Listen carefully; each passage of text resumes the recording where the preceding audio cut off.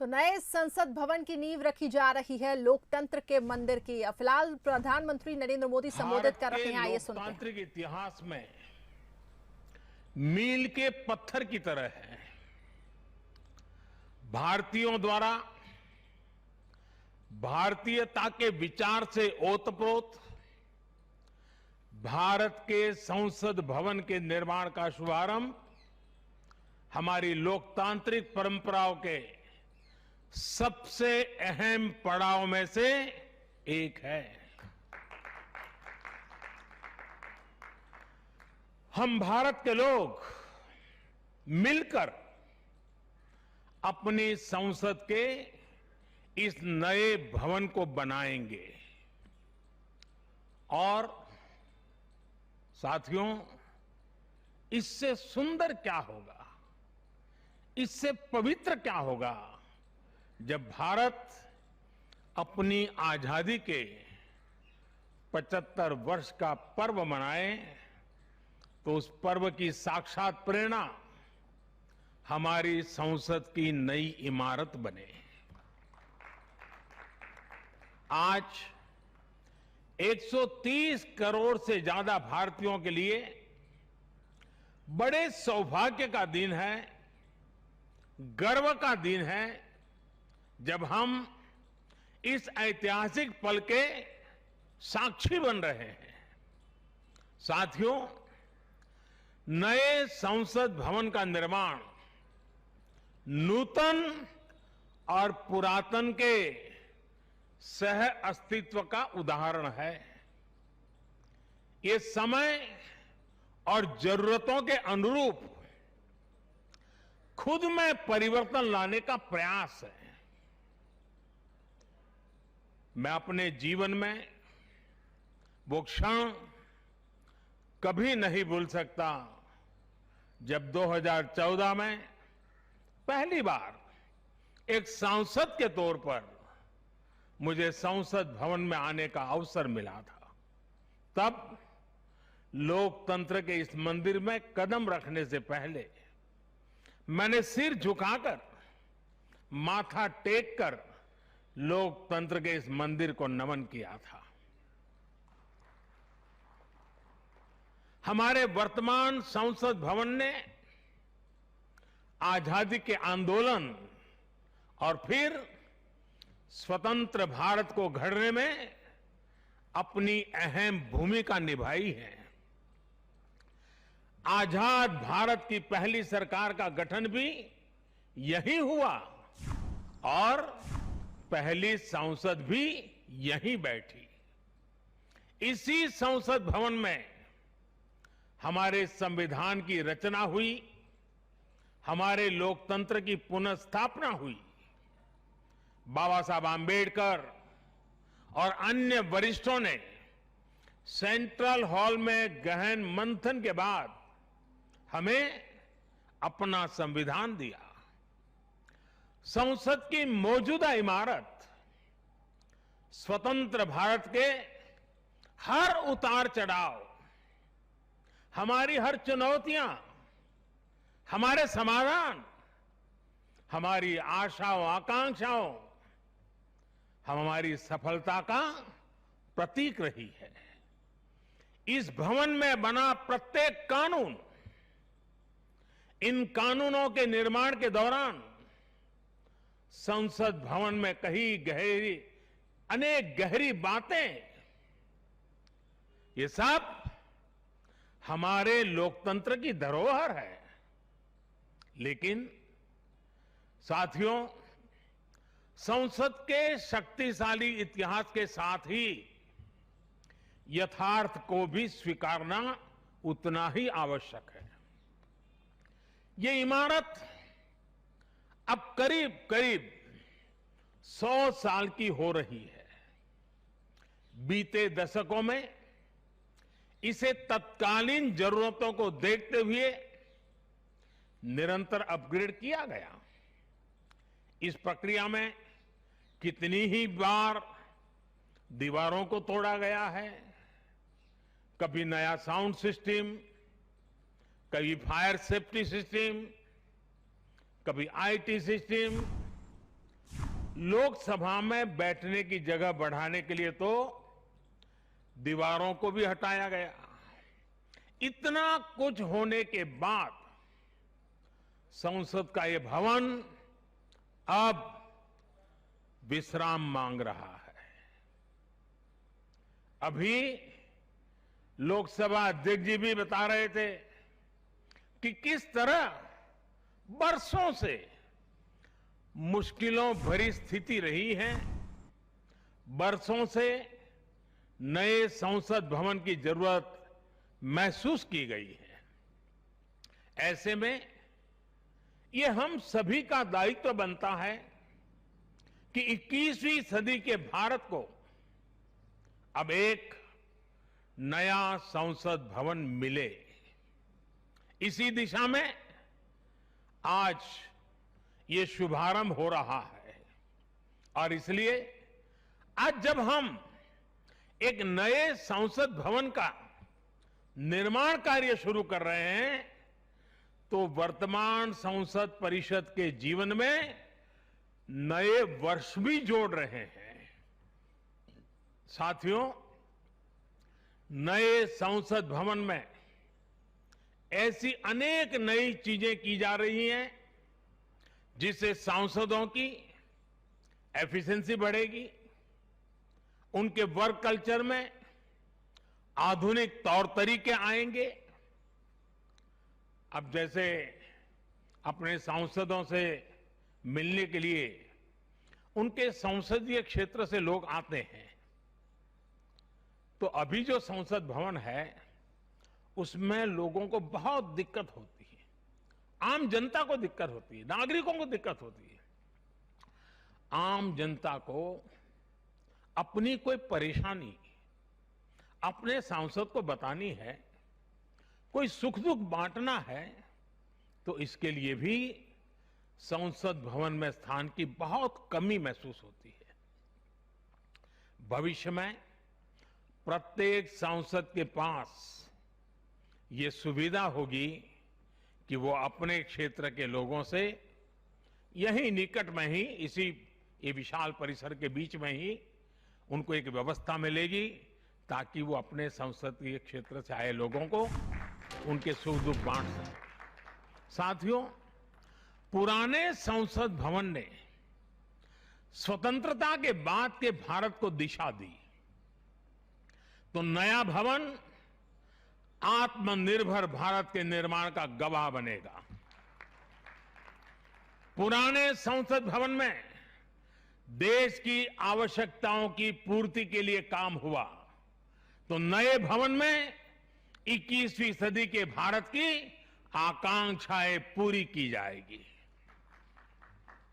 जैसे आज India gate से आगे नेशनल वॉर मेमोरियल ने राष्ट्रीय पहचान बनाई है, वैसे ही संसद का नया भवन अपनी पहचान स्थापित करेगा। देश के लोग, आने वाली पीढ़ियां नए भवन को देखकर गर्व करेगी कि ये स्वतंत्र भारत में बना है। आजादी के 75 वर्ष का स्मरण करते हुए इसका निर्माण हुआ है। साथियों, संसद भवन की शक्ति का स्रोत, उसकी ऊर्जा का स्रोत हमारा लोकतंत्र है। आजादी के समय किस तरह से एक लोकतांत्रिक राष्ट्र के रूप में भारत के अस्तित्व पर संदेह और शंकाएं जताई गई थी, ये इतिहास का हिस्सा है। अशिक्षा, गरीबी, सामाजिक विविधता और अनुभवहीनता जैसे अनेक तर्कों के साथ ये भविष्यवाणी भी कर दी गई थी कि भारत में लोकतंत्र असफल हो जाएगा। आज हम गर्व से कह सकते हैं कि हमारे देश ने उन आशंकाओं को न सिर्फ गलत सिद्ध किया है, बल्कि 21वीं सदी की दुनिया भारत को अहम लोकतांत्रिक ताकत के रूप में आगे बढ़ते हुए देख भी रही है।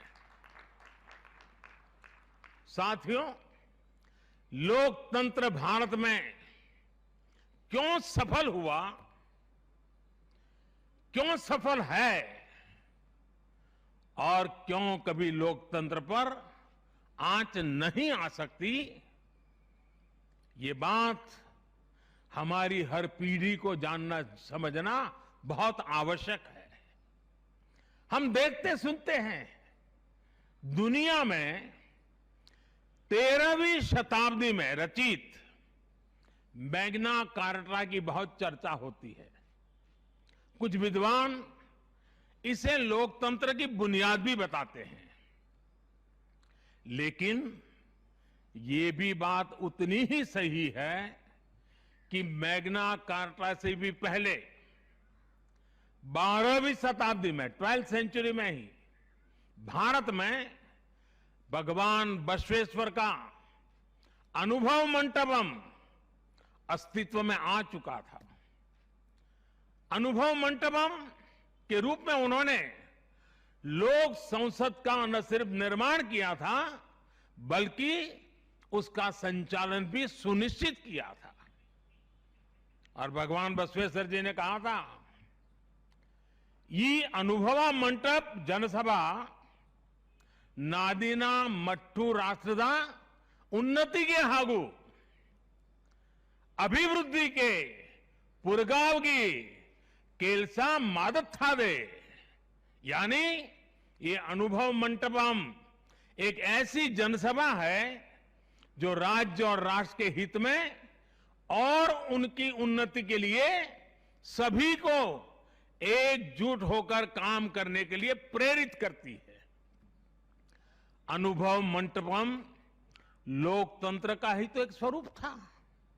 साथियों, इस कालखंड के और पहले जाएं तो तमिलनाडु में चेन्नई से 80-85 किलोमीटर दूर उत्तरा मेरूर नाम के गांव में एक बहुत ही ऐतिहासिक साक्ष्य दिखाई देता है।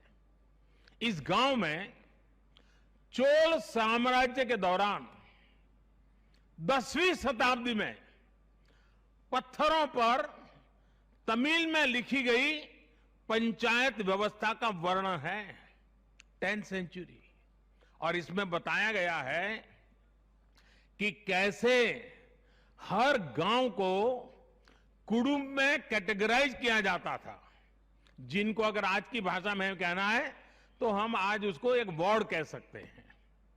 उन कुटुंबों से एक एक प्रतिनिधि महासभा में भेजा जाता था।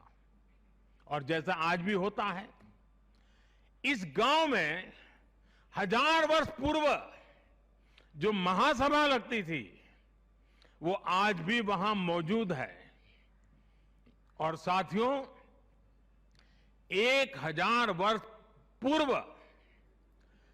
बनी इस लोकतांत्रिक व्यवस्था में एक और बात बहुत महत्वपूर्ण थी। उस पत्थर पे लिखा हुआ है, उस शिलालेख में वर्णन है इसका, और उसमें कहा गया है कि जनप्रतिनिधि को चुनाव लड़ने के लिए अयोग्य घोषित करने का भी प्रावधान था उस जमाने में। और नियम क्या था? नियम यह था कि जो जनप्रतिनिधि अपनी संपत्ति का ब्यौरा नहीं देगा, वो और उसके करीबी रिश्तेदार चुनाव नहीं लड़ पाएंगे। कितने सालों पहले, सोचिए कितनी बारीकी से उस समय पर हर पहलू को सोचा गया, समझा गया, अपनी लोकतांत्रिक परंपराओं का हिस्सा बनाया गया। साथियों, लोकतंत्र का हमारे इतिहास देश के हर कोने में नजर आता है, कोने कोने में नजर आता है। कुछ शब्दों से तो हम बराबर परिचित हैं, सभा, समिति, गणपति, गणाधिपति, ये शब्दावली हमारे मन मस्तिष्क में सदियों से प्रवाहित है। सदियों पहले शाक्य, मल्ल और वेजी जैसे गणतंत्र हो, लिच्छवी, मल्लक, मड़क और कंबोज जैसे गणराज्य हो, या फिर मौर्य काल में कलिंग, सभी ने लोकतंत्र को ही शासन का आधार बनाया था। हजारों साल पहले रचित हमारे वेदों में से ऋग्वेद में लोकतंत्र के विचार को समज्ञान यानी समूह चेतना, कलेक्टिव कॉन्शियसनेस के रूप में देखा गया है। साथियों, आमतौर पर अन्य जगहों पर जब डेमोक्रेसी की चर्चा होती है तो ज्यादातर चुनाव की प्रक्रिया, इलेक्टेड मेंबर्स, उनके गठन की रचना, शासन प्रशासन, लोकतंत्र की परिभाषा इन्हीं चीजों के आसपास रहती है। इस प्रकार की व्यवस्था पर अधिक बल देने को ही ज्यादातर स्थानों पर उसी को डेमोक्रेसी कहते हैं। लेकिन भारत में लोकतंत्र एक संस्कार है। भारत के लिए लोकतंत्र जीवन मूल्य है, जीवन पद्धति है, राष्ट्र जीवन की आत्मा है। भारत का लोकतंत्र सदियों के अनुभव से विकसित हुई व्यवस्था है। भारत के लिए लोकतंत्र में जीवन मंत्र भी है, जीवन तत्व भी है और साथ ही व्यवस्था का तंत्र भी है, तत्व भी है, तंत्र भी है। समय समय पर इसमें व्यवस्थाएं बदलती रही, प्रक्रियाएं बदलती रही, लेकिन आत्मा लोकतंत्र ही रही। और विडंबना देखिए, आज भारत का लोकतंत्र हमें पश्चिमी देशों से न समझाया जाता है।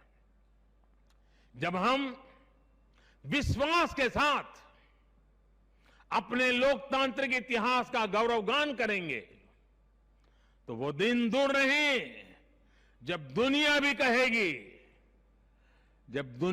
कहेगी India is mother of democracy, India is mother of democracy, India is mother of democracy. साथियों, भारत के लोकतंत्र में समाहित शक्ति ही देश के विकास को नई ऊर्जा दे रही है, देशवासियों को नया विश्वास दे रही है। दुनिया के अनेक देशों में जहां लोकतांत्रिक प्रक्रियाओं को लेकर अलग स्थिति बन रही है, वहीं भारत में लोकतंत्र नित्य नूतन हो रहा है। हाल के वर्षों में हमने देखा है कि कई लोकतांत्रिक देशों में अब वोटर टर्नआउट लगातार घट रहा है। इसके विपरीत भारत में हम हर चुनाव के साथ वोटर टर्नआउट को बढ़ाते हुए देख रहे हैं, बढ़ता हुआ देख रहे हैं।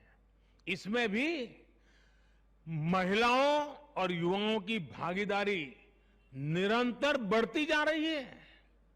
साथियों, इस विश्वास की, इस आस्था की वजह है भारत में लोकतंत्र हमेशा से ही गवर्नेंस के साथ ही मतभेदों और विरोधाभासों को सुलझाने का महत्वपूर्ण माध्यम भी रहा है। अलग अलग विचार, अलग अलग दृष्टिकोण, ये सब बातें एक वाइब्रेंट डेमोक्रेसी को सशक्त करते हैं। डिफरेंसेस के लिए हमेशा जगह हो, लेकिन डिस्कनेक्ट कभी ना हो, इसी लक्ष्य को लेकर हमारा लोकतंत्र आगे बढ़ा है। गुरु नानक देव जी ने, और बड़ी सटीक बात कही है, गुरु नानक देव जी ने भी कहा है, जब लग दुनिया रही है नानक, जब लग दुनिया रही है नानक, किछु सुनिए किछु कहिए।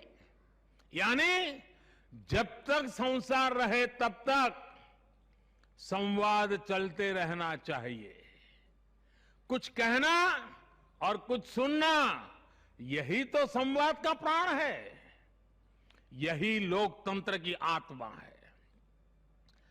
पॉलिसीज में अंतर हो सकता है, पॉलिटिक्स में भिन्नता हो सकती है, लेकिन हम पब्लिक की सेवा के लिए हैं।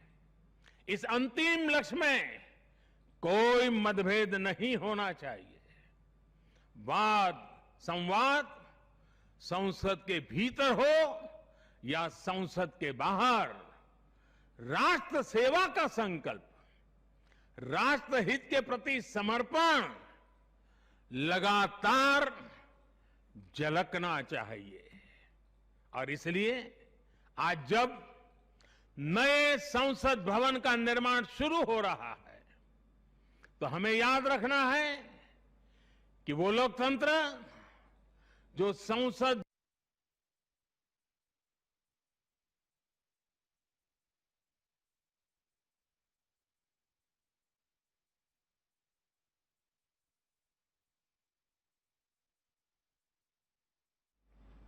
हमारा हर फैसला राष्ट्र प्रथम, नेशन फर्स्ट, इसकी भावना से ही होना चाहिए।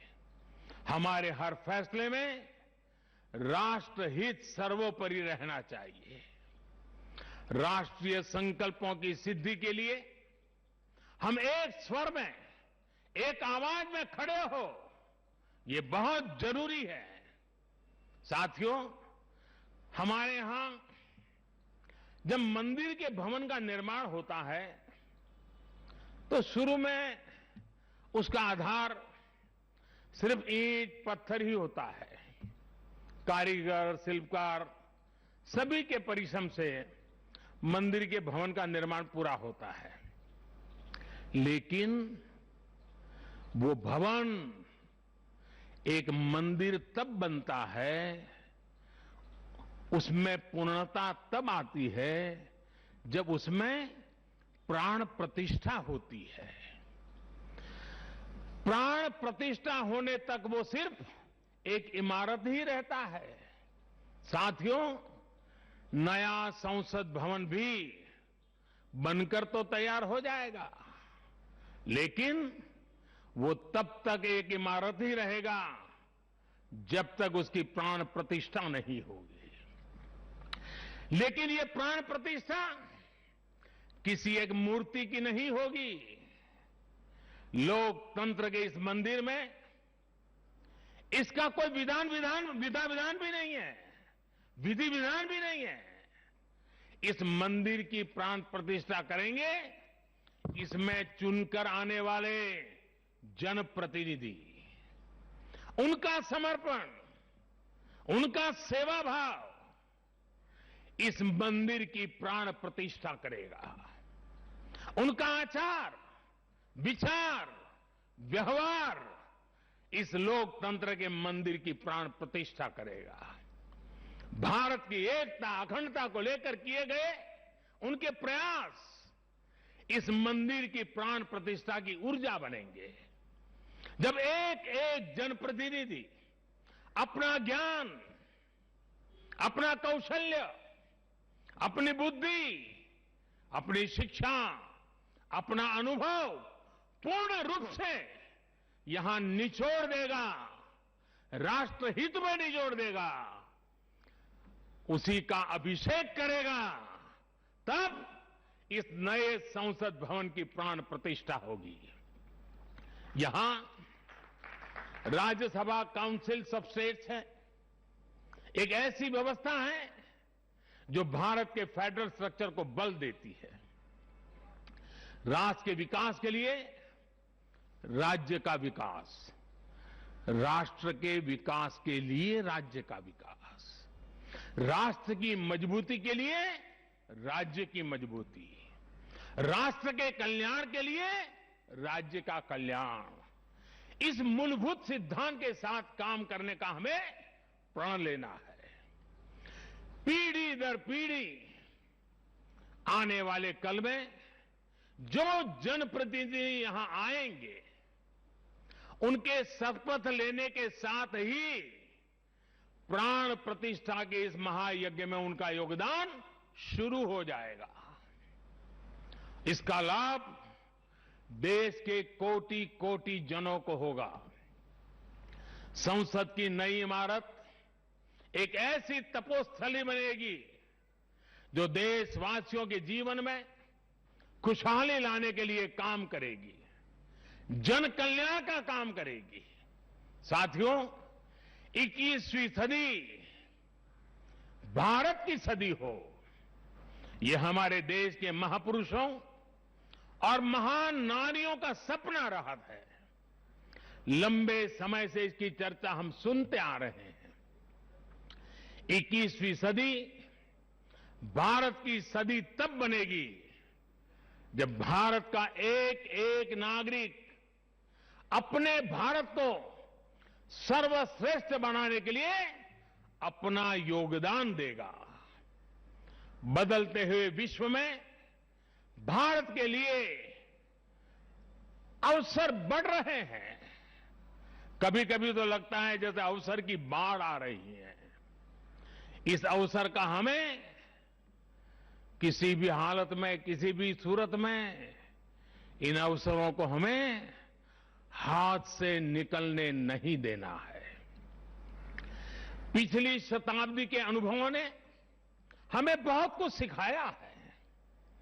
उन अनुभवों से सीखे और उन अनुभवों की सीख हमें बार बार याद दिला रही है कि अब समय नहीं गंवाना है, समय को साधना है। साथियों, एक बहुत पुरानी और महत्वपूर्ण बात मैं आज जिक्र करना चाहता हूं। वर्ष 1897 में स्वामी विवेकानंद जी ने देश की जनता के सामने 1897 में कहा था कि अगले 50 सालों के लिए उन्होंने एक आह्वान किया था और स्वामी जी ने कहा था कि आने वाले 50 सालों तक भारत माता की आराधना ही सर्वोपरि हो।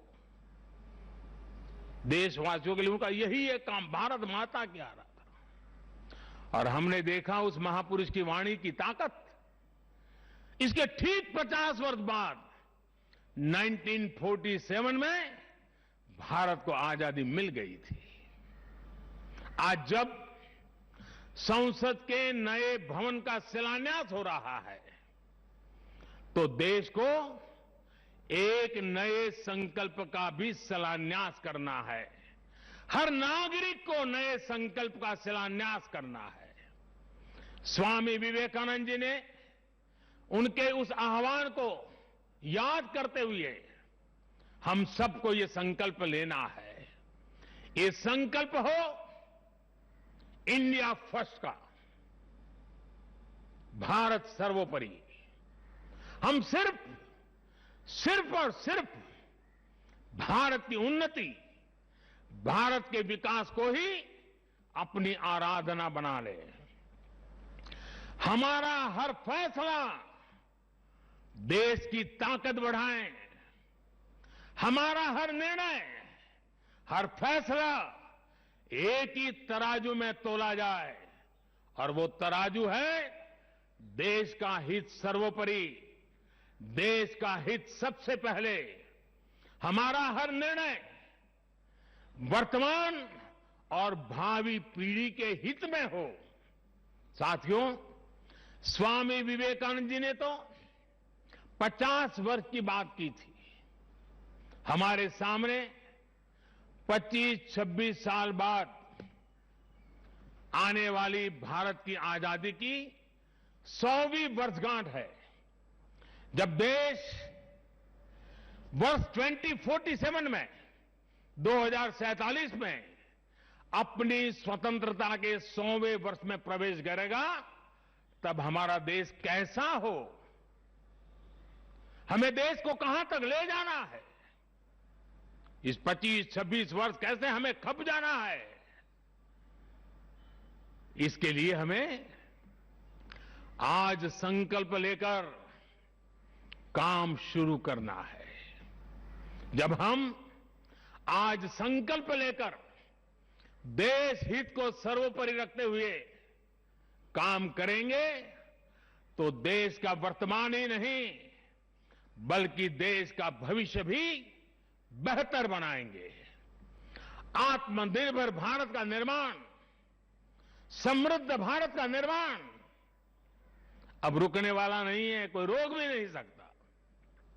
साथियों, हम भारत के लोग ये प्रण करें, हमारे लिए देश हित से बड़ा और कोई हित कभी नहीं होगा। हम भारत के लोग ये प्रण करें, हमारे लिए देश की चिंता अपनी खुद की चिंता से बढ़कर होगी। हम भारत के लोग ये प्रण करें, हमारे लिए देश की एकता अखंडता से बढ़कर कुछ नहीं होगा। हम भारत के लोग ये प्रण करें, हमारे लिए देश के संविधान की मान मर्यादा और उसकी अपेक्षाओं की पूर्ति जीवन का सबसे बड़ा ध्येय होगी। हमें गुरुदेव रविन्द्रनाथ टैगोर की ये भावना हमेशा याद रखनी है। और गुरुदेव रविन्द्रनाथ टैगोर की भावना क्या थी?